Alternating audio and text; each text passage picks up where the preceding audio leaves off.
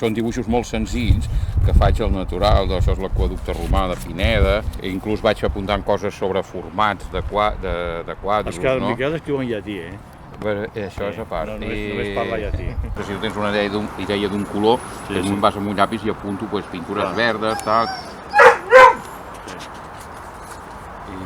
Està molt bé. Aquest és un retrat de Robert Ryman, es va morir al febrer de l'any passat.